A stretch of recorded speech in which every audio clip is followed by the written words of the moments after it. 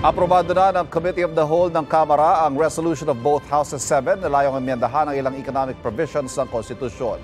Sa ilalim niyan, luluwagan ng foreign ownership sa advertising, edukasyon at public utilities gaya ng tubig at kuryente. Tutol ang ilang kongresista dahil hindi raw itong solusyon sa mga pangunahing problema ng bansa. Pero mas maraming pabor na maipasa ang resolusyon.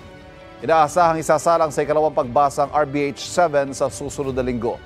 Target ng Kamara na maaprobahan ang RBH 7 bago mag-Holy Week break ang Kongreso sa March 23. Samantala, nakabitbit pa rin sa Senado ang counterpart nitong resolution of both Houses 6.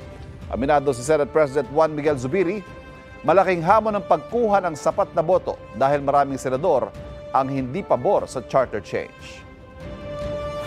Kapuso, para laging una ka sa mga balita, bisitahin at mag-subscribe sa GMA Integrated News sa YouTube. Sa mga kapuso abroad, samahan nyo kami sa GMA Pinoy TV at sa www.gmanews.tv.